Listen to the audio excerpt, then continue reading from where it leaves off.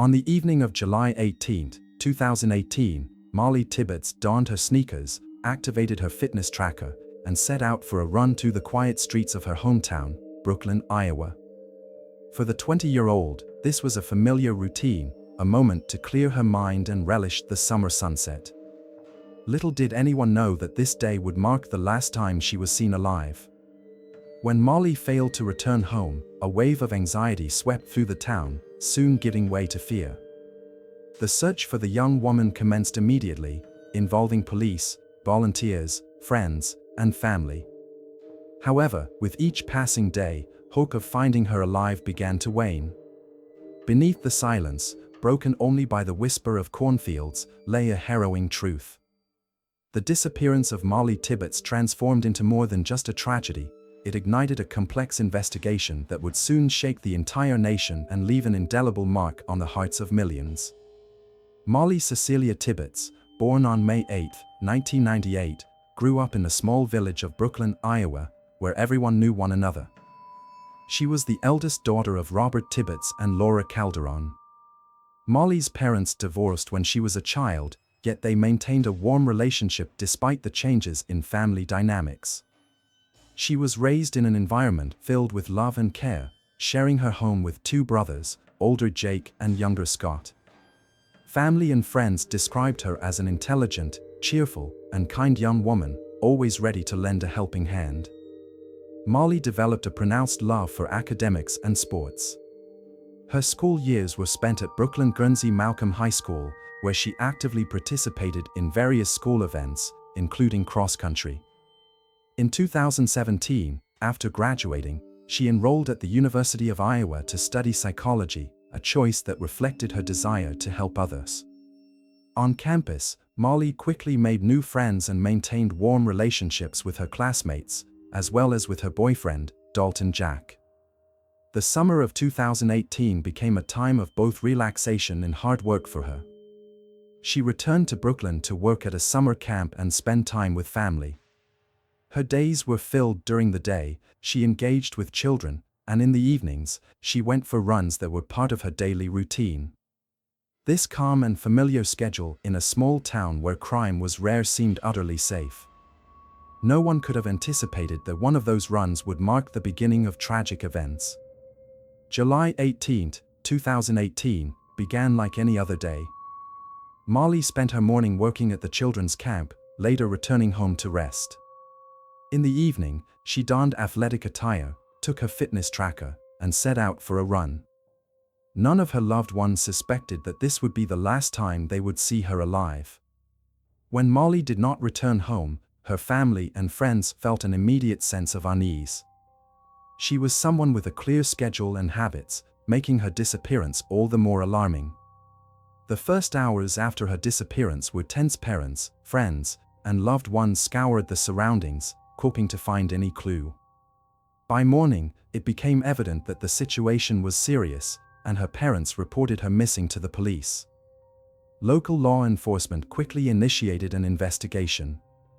The police established a command center in Brooklyn, coordinating search operations from there. The search quickly escalated. Hundreds of volunteers joined professional rescuers, combining fields, forests, and roads within several miles of Mollie's last known location. People worked day and night, flashlights in hand, hoping to uncover any trace. In the initial days, there were few key leads. The police focused on witnesses who might have seen Mollie on the day of her disappearance.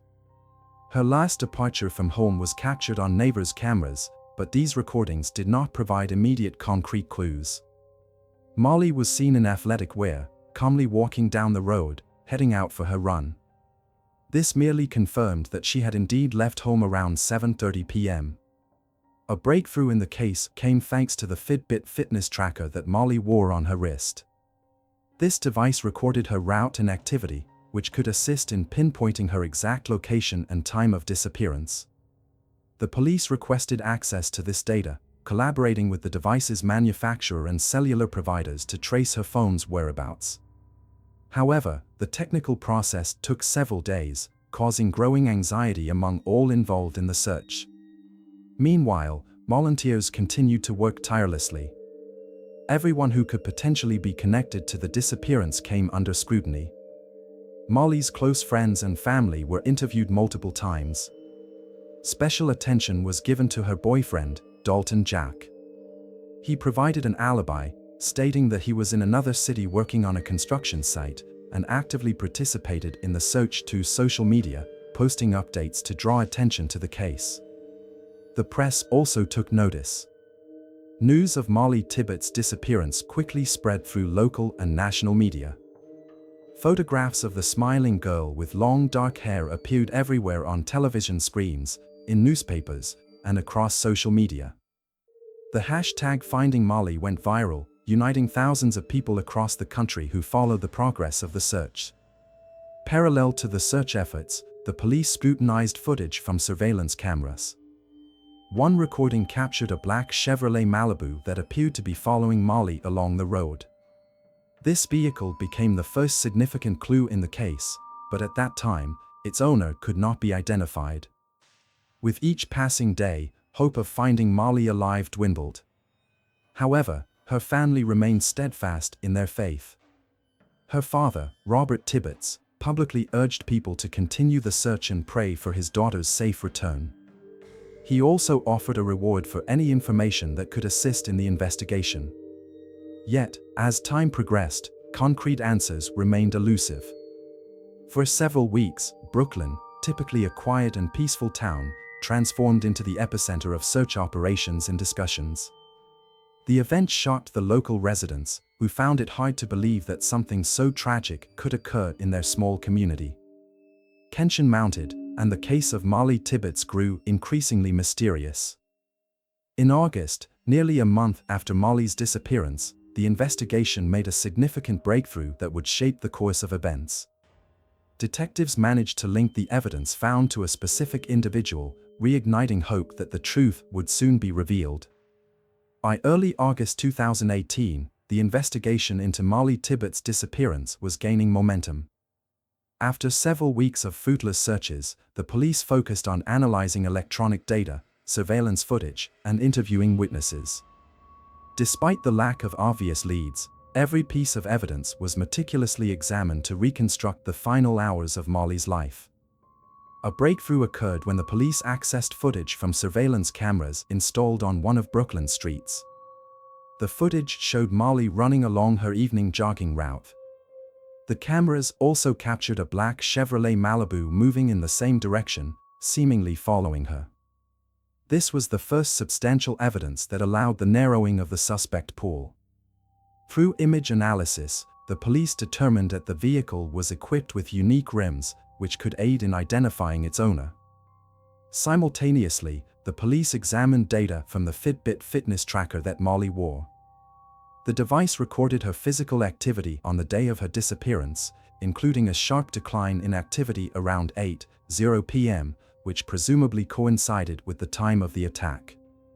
This data, combined with information about the location of her phone, helped pinpoint the area where the crime might have occurred.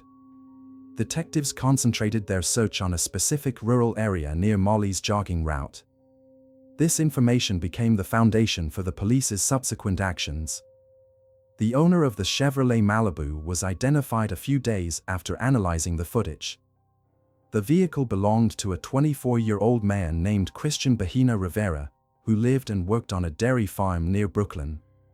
Christian was an immigrant from Mexico, having resided in the United States for several years. He performed strenuous physical labor on the farm and was described by colleagues as a quiet and unassuming individual. Suspicion quickly fell on Rivera, as his vehicle matched the one seen in the footage. Additionally, his home was located close to Mollie's jogging route. The police conducted surveillance on him before inviting him for questioning. On August 20, 2018, Christian Bahena Rivera was arrested and taken to the police station for interrogation. Initially, he denied any involvement in Mollie's disappearance. However, during a lengthy interrogation, he began to provide contradictory statements. When shown footage of his vehicle, Rivera admitted to being near the location of Mollie's disappearance that evening. Under the weight of the evidence, he confessed. Rivera recounted that he had noticed Mollie during her run and began to follow her. At one point, he exited his vehicle and attempted to speak with her, but she threatened to call the police. This, he claimed, led him to lose control. His account then became fragmented. He stated that he could not recall the details, except that he later found himself in his car with Mollie's body in the trunk. Rivera also indicated the location where he left the body, a cornfield on the property of the farm where he worked. These words became pivotal for the conclusion of the search efforts. The day after Rivera's confession, the police proceeded to the site he had indicated. In the dense cornfield, detectives discovered the remains of a young woman, wrapped in a red shirt that matched the clothing described by Mollie's family. An autopsy later confirmed that the body belonged to Mollie Tibbetts. The cause of death was multiple stab wounds to the chest and abdomen. The discovery of the body sent shockwaves through the entire community. Hopes of finding Mollie alive were irrevocably shattered. The case now transitioned into the phase of preparing for trial, where justice for the young woman's life would be sought. The news of Rivera's confession and the discovery of Mollie's body elicited a tumultuous reaction. The Tibbetts family expressed profound gratitude to all who participated in the search, yet their grief was immeasurable. Mollie's father, Robert, appealed to the public to remember her as a joyful and loving person, not as a victim of a crime. Meanwhile, politicians began using the case to discuss immigration issues because Rivera was in the country illegally. This caused controversy and division of opinion, which became the backdrop for the upcoming trial. The end of the investigation was the beginning of a new phase, the trial of Christian Bahena Rivera, who had to answer for his actions before the law. After Christian Bahena Rivera's arrest, preparations began for the trial, which became one of the most talked about cases of 2018. The case not only caught the attention of the general public, but also sparked a serious political and social debate. The community demanded justice for Mollie, and every action by the prosecution in defense was closely monitored. The Poweshiek County Prosecutor's Office charged Rivera with first-degree murder. If convicted, he faced life in prison without parole. At his first court hearing, Rivera refused to plead guilty. His defense, represented by appointed attorneys, began preparing a defense, arguing that their client had been pressured during interrogation and his confession may have been obtained illegally. The preliminary hearing was held under increased media attention. Prosecutors presented evidence that Rivera's car was spotted at the location where Mollie was and his DNA matched the samples found on her body. This evidence was a strong prosecution case, but the defense challenged the legality of obtaining it. The main line of defense centered around the suggestion that Rivera's confession was hammered out under duress and could not be used in court. The defense lawyers argued that Rivera was subjected to a lengthy interrogation during which his rights could have been violated. They insisted that the confession be excluded from evidence. In addition, the defense focused on the fact that Rivera, as an illegal immigrant, did not speak English well, and this could have caused misunderstandings during the interrogation. The court had to decide how convincing these arguments were. The trial began in May 2021, almost 3 years after Mollie's disappearance. During the hearing, the prosecution presented an extensive set of evidence, a recording that showed Rivera's car traveling along Mollie's jogging route. The coincidence of Mollie's and Rivera's locations at the time of her disappearance. Rivera's co-workers reported that he was missing for several hours on the day of Mollie's disappearance. Despite defense attempts to exclude this evidence, the court found it admissible.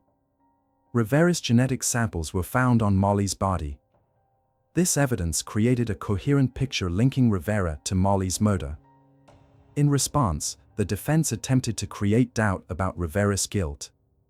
The main argument was that their client was coerced by the police and that his confession was coerced.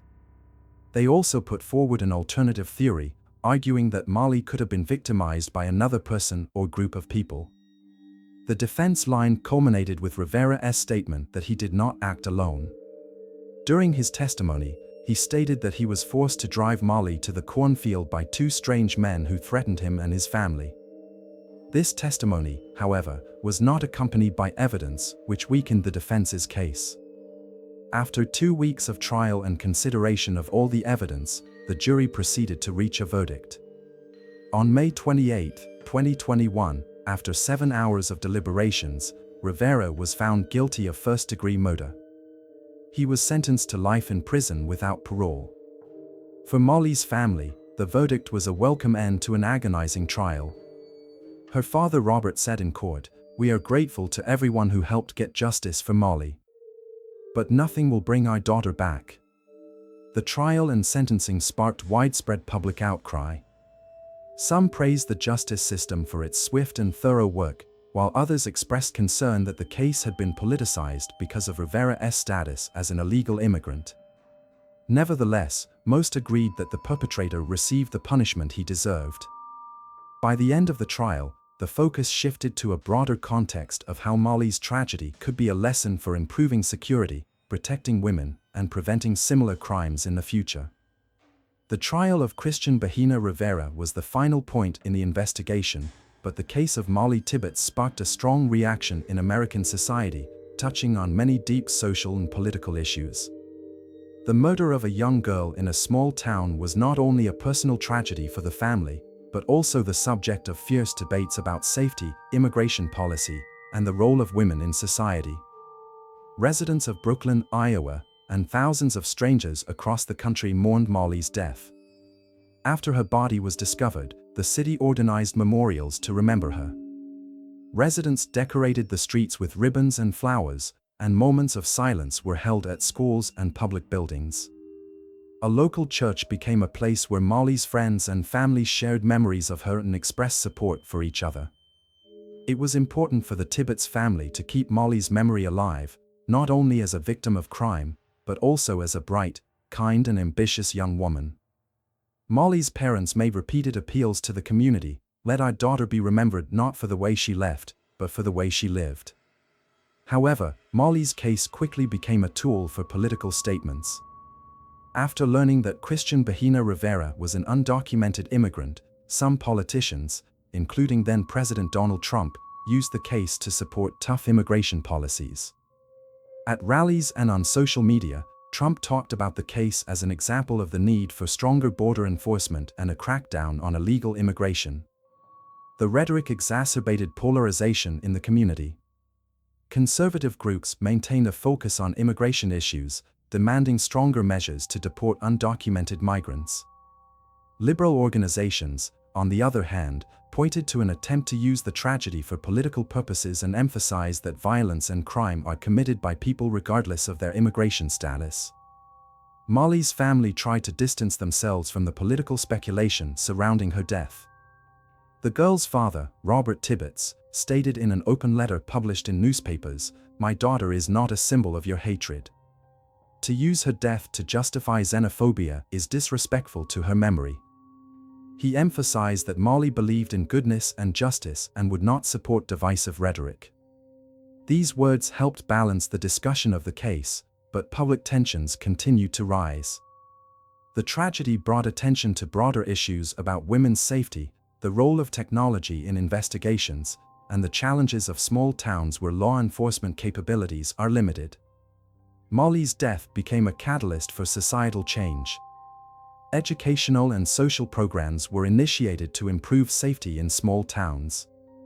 Charity runs and marathons were organized in her memory, raising funds to support the families of victims of violence.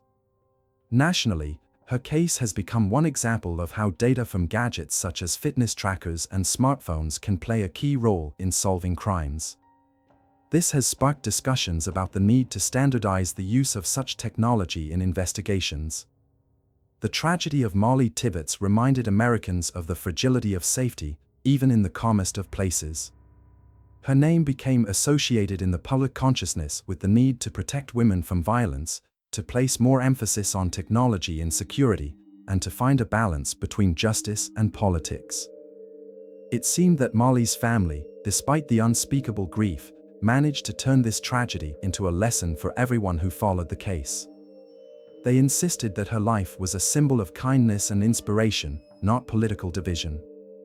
Mollie Tibbetts' death left a deep mark on her family, friends, and the entire country. But despite the tragic loss, her loved ones have chosen to memorialize her by creating initiatives that embody her life values and help others. This chapter shares how Mollie's life continued to inspire people even after her passing. After the trial ended, a memorial was organized in Brooklyn in memory of Mollie. A bench with her name on it was set up downtown where people could leave flowers and notes. A memorial run is held annually on the anniversary of her disappearance and has become a symbol of community unity and strength. Participants gather not only in Iowa, but also in other states to run for Mollie, remembering her love of sports. Schools where Mollie attended have established scholarships in her honor. These scholarships are awarded to students who share her passion for learning and wish to dedicate their lives to helping others. Mollie's family emphasized that the scholarships are a way to support young people who want to make the world a better place. The Tibbetts family has launched campaigns to combat violence against women and raise awareness about safety. One such initiative was Mollie's Movement, an organization that spreads awareness about the need to protect women in public spaces and creates funds to support families who have experienced tragedies. The use of technology to prevent violence was emphasized.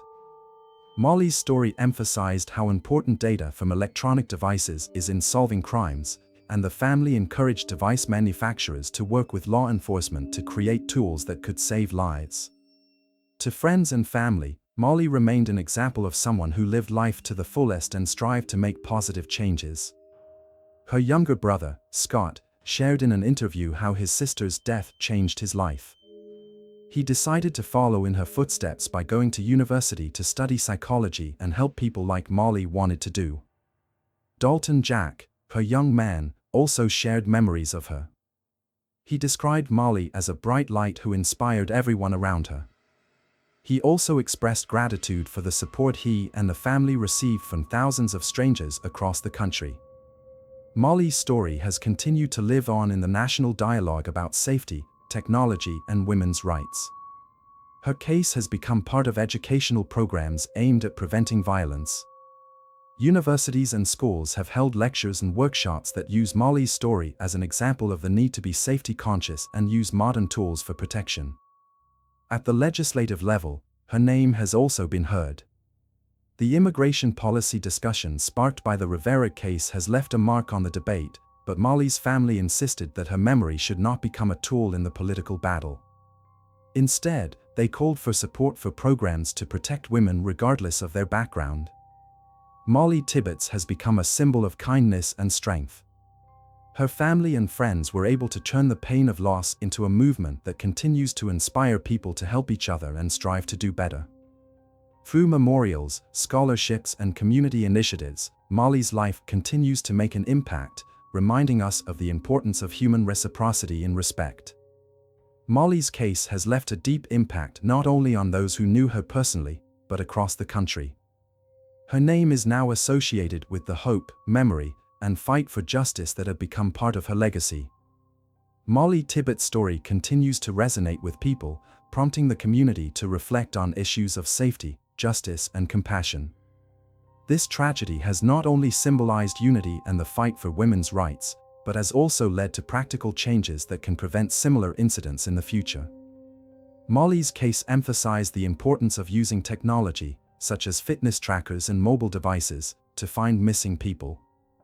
Police and private companies have begun to work more closely together to speed up the process of providing data that can be crucial in investigations. After the Mollie case, fitness gadget and cell phone manufacturers began offering new safety features, including the ability to quickly notify emergency services or contacts in case of emergencies. These measures were a response to public demand for increased safety, especially for women who exercise outdoors. The Tibbetts family also encouraged the public to use technology responsibly by learning data protection techniques and increasing digital literacy. Mollie's case was a catalyst for the creation of programs to prevent violence against women. Courses and training on personal safety emerged in schools, universities, and community organizations. Training included strategies for avoiding dangerous situations, using technology to track location, and tools to help deal with threats. Some organizations have begun developing mobile security apps that allow users to share their location with trusted contacts or quickly summon help. Amid the public outcry following Mollie's murder, a debate began about the need for new legislative measures. While the politicization of the case has sparked controversy, it has become the basis for proposals aimed at protecting women.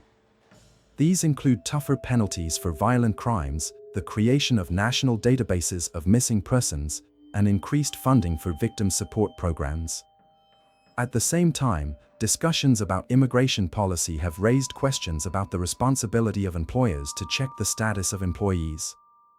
While Mollie's family emphasized that their daughter should not become a weapon in the political debate, the case served as the basis for changes in hiring procedures in some states.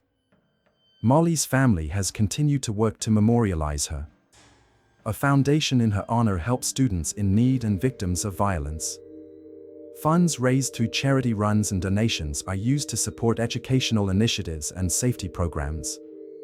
The foundation also works with local and national organizations to promote messages that reflect Mollie's personal values of helping others, seeking justice, and caring for the weak. For Mollie's friends and family, her life remains an example of strength, kindness, and courage. Each of them found different ways to keep her legacy alive. For example, her brother Scott became an active supporter of university safety programs, and Mollie's friends organized charity marathons and social projects to help young people. In an interview, her father Robert Tibbetts said Mollie has always believed that one person can change the world. She changed our world, and we will continue her work to make a difference in the world. The story of Mollie Tibbetts is more than a chronicle of one tragic crime. It is a reminder of the importance of community, mutual aid, and the pursuit of justice. Every memorial, charity event, or educational program created in her memory is a reflection of her spirit. For the people of Brooklyn and millions of people across the country, Mollie has become a symbol that inspires to fight for safety, support your neighbors, and never lose hope. Her name is now associated with a movement for positive change that continues to impact the community. Years after Mollie Tibbetts' murder, her story remains one of the most resonant tragedies in modern America. Her death changed the lives of many people and brought attention to issues that had often been ignored before. It showed that even in the face of tragedy, it is possible to find the strength to unite and create a better future.